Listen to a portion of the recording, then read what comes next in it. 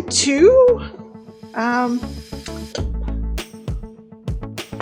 revisit Linda's class this week. So Linda was working on Healing Hearts with you, and she gave you a lovely 3-day class on hand applique. I learned hand applique, it's not my forte.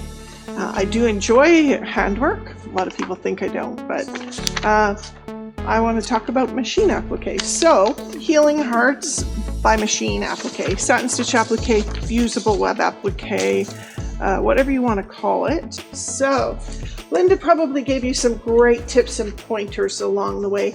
We've got our lovely pattern here. It has a couple different ways of putting this together, making this. I'm going to sort of start from the middle here. Hopefully you have your 6.5 inch block background. These are actually a hair more, about 6 3/4, so that after I applique, I can trim them down nice and tight, because sometimes satin stitch applique things shrink. One of the things we'll need is a piece of Wonder Under. There's paper on one side and Fusible on the other. The paper side is quite smooth, and the gluey side is kind of bumpy.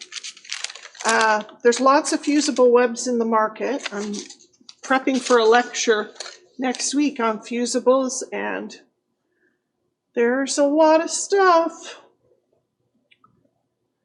Let's do a little close-up. So this block here is a single solid heart and just a satin stitch applique around. A little dot up in the top. And so there's different creams and beiges. Created the blocks. They were simple. So if you want to practice satin stitch, maybe you just learned it, maybe you took the class from me when we were having our on-hand classes and you need to practice, that's a great way to practice. Then there's this one, a little closer up. The hearts are split, so there's a raw edge up the middle. Maybe you can see differences in the cloth. Again, on the backgrounds. Okay, a couple little niceties. If you're working with a really light fabric, whatever color it might be, sometimes when you put it on top of another fabric, like the stripes on this board, I'm not sure if you can see it, but I can see the stripes through the fabric. That's not going to be your friend at the end of the day. It's not going to be pretty. So one thing that we can do to kind of change that up is this is woven fusible. It's used a lot in embroidery. It's a stabilizer, can be used like in interfacing. But what you'll do is you'll take a piece of the fusible woven and just iron it to the back. And then you would treat that as one fabric. This would be the right side of your print with the woven fusible on the back. And that gives it this a little more strength and power, and there's less show through of a print. So if you happen to be working with something that you don't have just enough coverage, you can give it a little oompah with a woven fusible.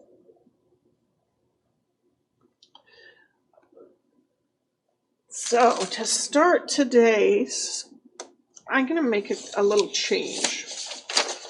So we've got our heart pattern here. And for all intents and purposes, a heart is usually the same on the right as it is on the left.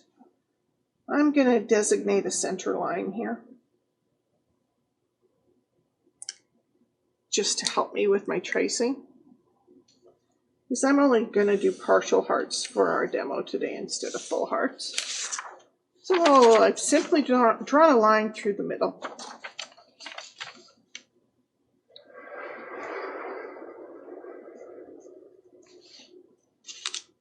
It's a little easier to marry them together. I've got just a Sharpie marker, ultra fine, Sometimes they look like this. Sometimes they look like this. Either one. You want to keep the tip fine.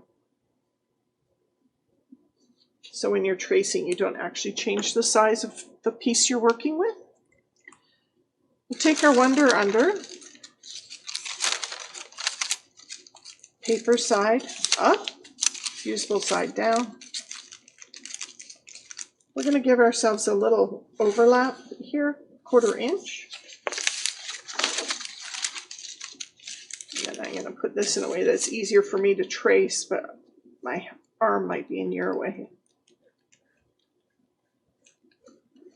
So if the shapes are very persnickety, do be careful and make sure that you trace them spot on. If you're on a curved line and it's not as curved as possible, it's not as smooth, you can always go in and trim that better with piece of, scissors. My favorite scissors in the entire world are these 5-inch gingers. You can see on the left blade here, it comes to a very sharp point, and this has a curve on this end, which is much easier for gliding over things. But every now and then you do need to poke into stuff, and that point is your friend there. So I'm going to just loosely cut this heart out, about a 1/4 inch bigger than my tracing.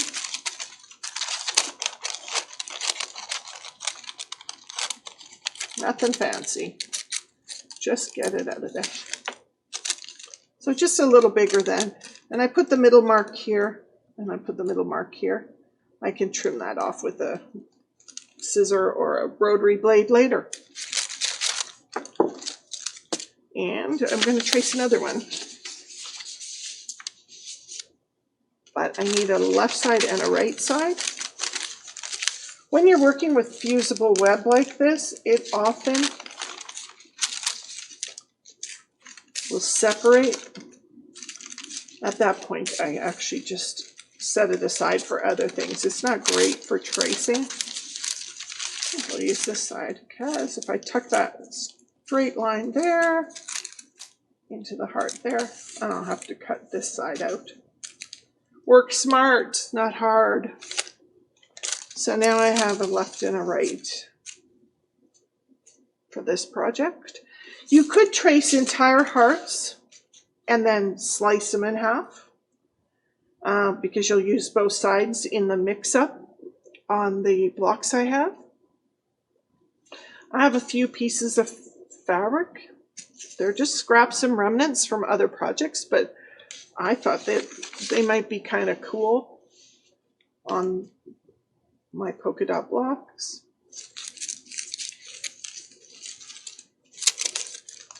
Whenever you're using a fusible, you gotta really pay attention to the manufacturer's instructions for heat, time, temperature.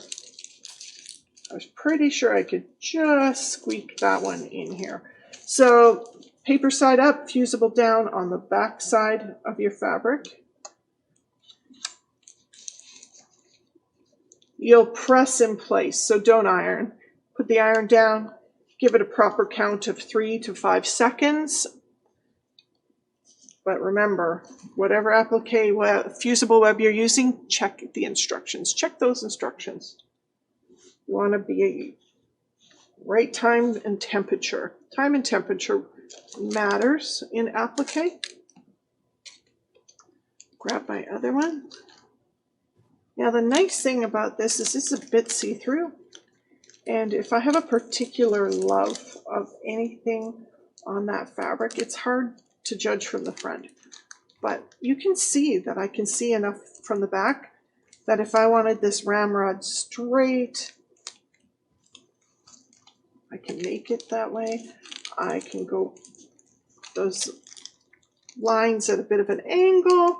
I can fussy cut something out of the print. I like the stamp. So I'm going to try to make sure that's in there. And I think I'm going to go for mostly straight-ish.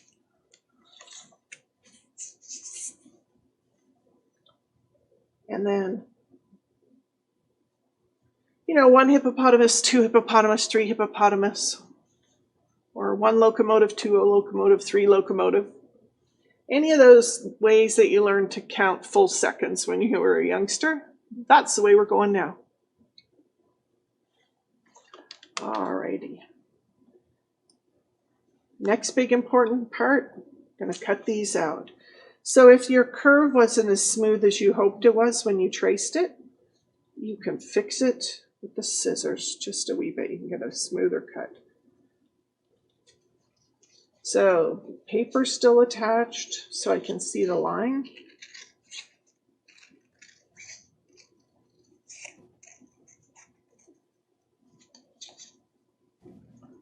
Hold your scissors straight and turn the fabric to get a nice curve when you're cutting in the air like this. And then I'm gonna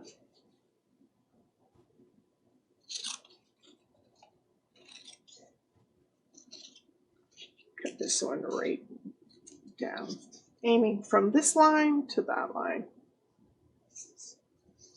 Alrighty, so then I'm going to marry these together. Let's see, does anybody need trimming? Nope, they look like they're going to marry together.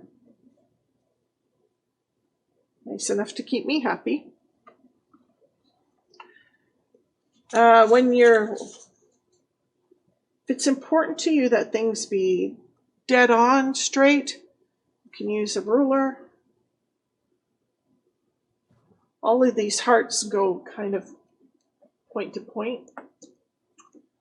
Use a ruler, use a temporary marker. You can draw a line from here to here. Some markers don't like heat, and we need to use heat. So maybe we don't. Maybe we use the tools at hand. And for me, that's my little iron. I like marks I don't have to wash out, marks I don't have to worry about them becoming permanent. Don't get me wrong, I think I own every marker known to man, and there's a time and a place for them. But if you haven't tested them with the heat of an iron, and you don't know that they won't become permanent, test. So I have a nice mark on my block.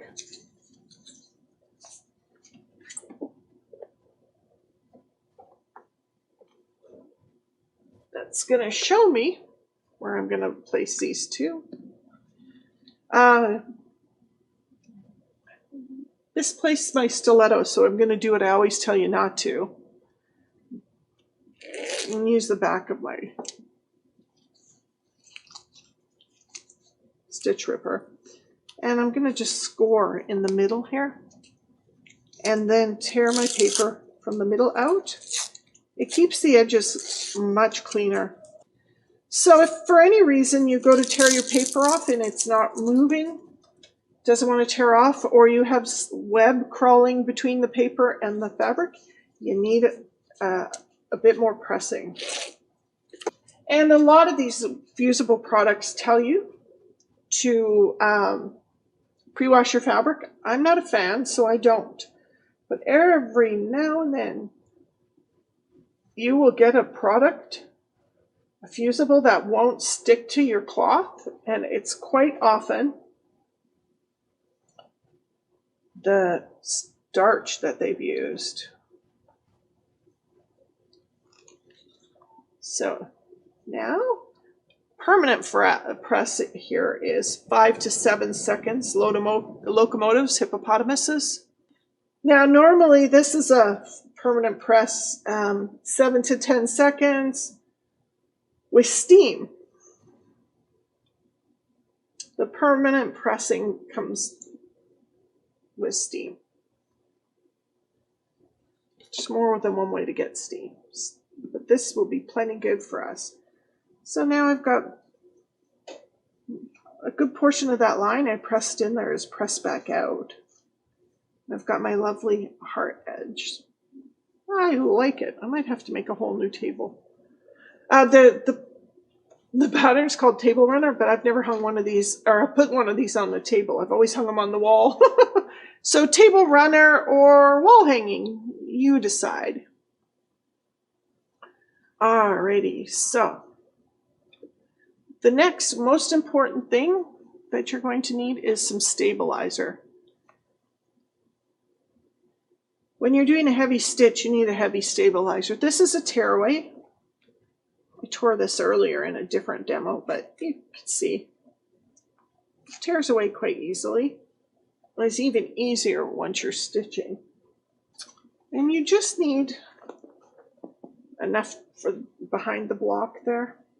If I put it there, you can see I wouldn't have any, but I can use that shabby little corner. That messy bit. It's not going to impact my stitching at all. And I always cut my stabilizer as big as the block, if not bigger. I never cut them smaller unless for some reason it's more advantageous. So there we go, my block, the stabilizer behind it, fabuloso. Now, if you recall, we had satin stitching or decorative stitching on some of the other hearts. My machine, I have an open toe applique foot. If you were so lucky to have joined us this morning in our Bringing a Creative Studio class, we discussed different feet for doing applique. But typically my go-to is this one.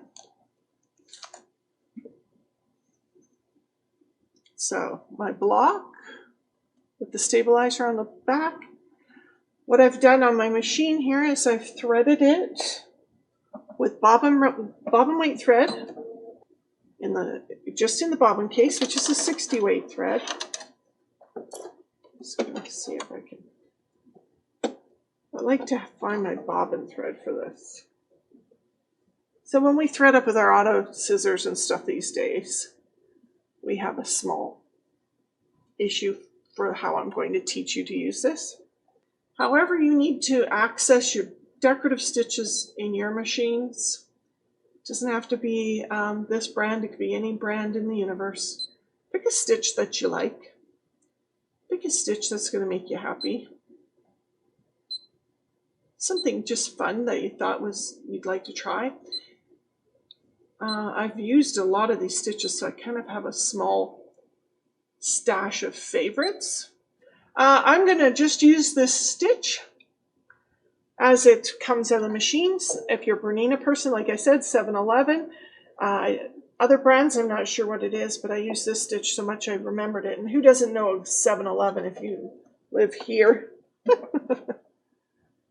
And I'm just going to center on my foot there, and I'm going to start going.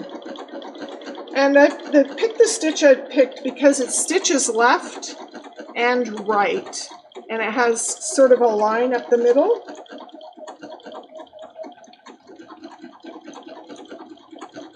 But it's going to stitch down both sides of this applique for me. You'd never want to stitch both lines down here with a satin stitch. It would be quite awkward. I have done it. But we're just appliquing down the middle here. This is commonly referred to as decorative stitch applique. All right, I'm coming up on the end here. I have a feeling I might get 2 more stitches, so I'm going to slow down. And I can even on a machine that says, you know, have X number of repeats, you could set that here. I'm going to set it to 1 in this machine.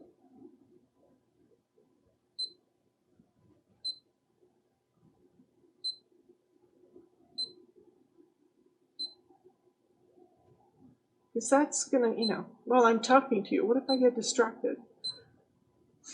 I forget to stop. So where's the middle? I think I can squeak this one last one into the end here. And the machine stopped on its own. Fabulous! So I'm going to turn this, and I am going to pick a new stitch. You might tie this off. You might change your thread color and do other colors. All right, I'm gonna pick something that still has a center line. So this stitch is number 113 in this machine. It could be something else in yours. I know that my other machine at home has this stitch. I just don't know what number it is. So it's a leaf to the left and a leaf to the right with a straight stitch.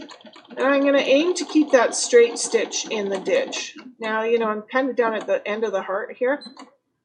And hopefully you can see quite clearly that I'm losing a place to go. If I continued straight, I'd be over here.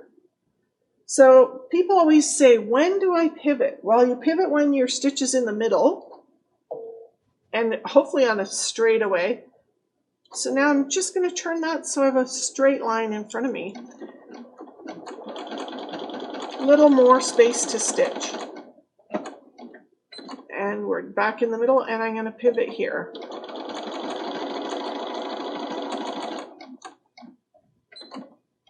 And I'm going to pivot a little more there.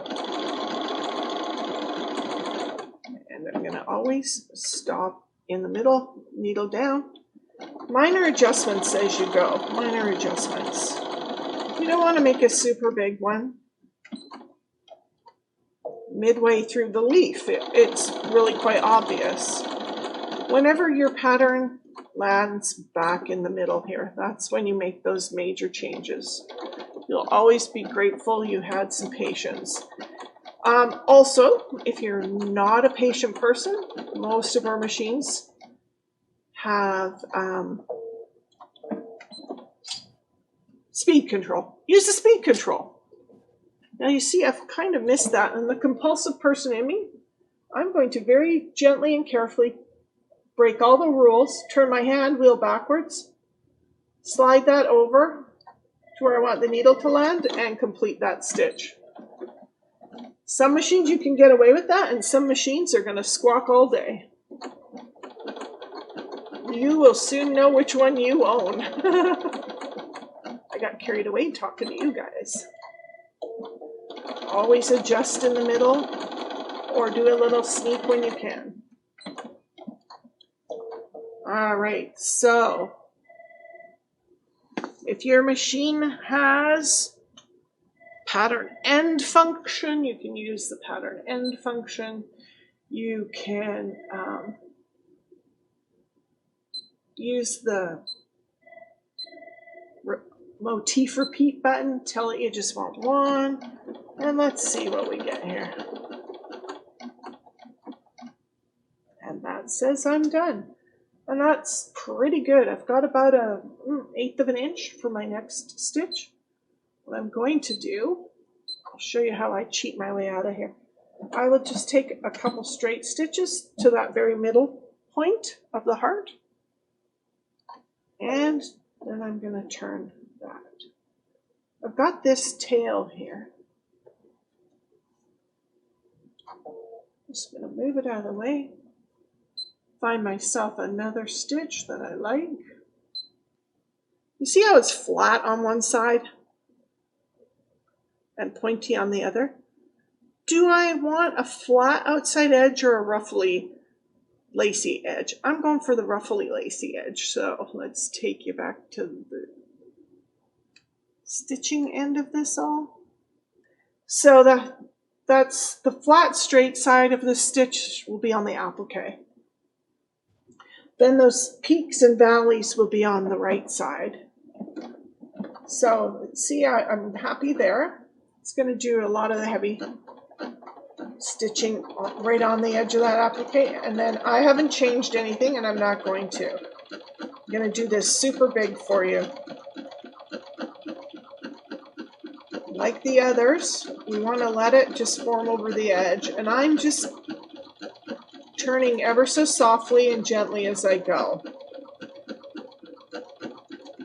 And what you want to do here is if you want to change something, you want to change it again kind of in the middle. So on my screen, I can see that I'm actually I'm in a valley of the stitch. And I'm just going to pivot a wee tiny bit here.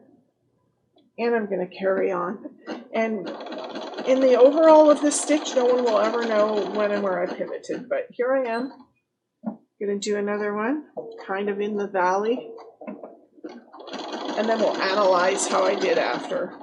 Okay, back down here. Running out of edge. Give myself some more edge.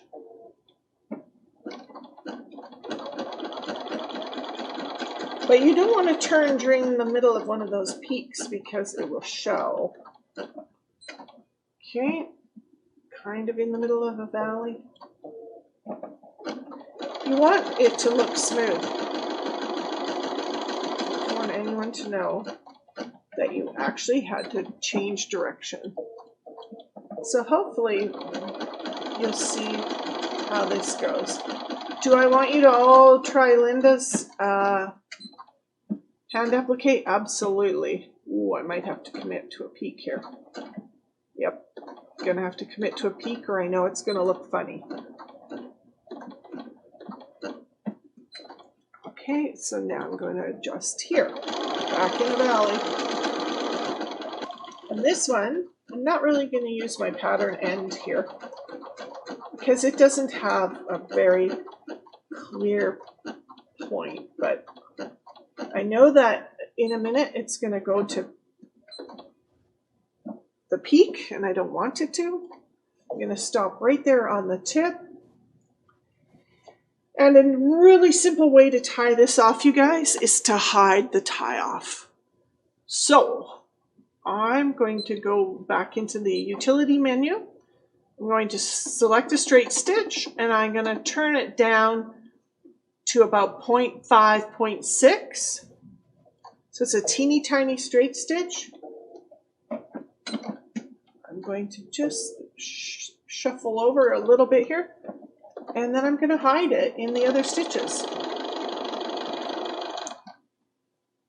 And then I could use my scissors, which will pull both tails to the back. But how do you do? How do you do? Look at that, you guys. Machine applique heart. Let's see, how do we feel about those peaks and valleys up there? Pretty smooth, went pretty good. Almost has sort of Statue of Liberty crown feel up there, which kind of goes really nicely with this old world postcard scroll writing. It's from a sewing line. You can tell by the sneaky bit of tape measure I got in there. Love it. It's probably a Tim Holtz fabric. I can't remember. Thanks, everyone. Have a good weekend. Be safe, be kind, be calm. It's the only way to be for the moment. Bye.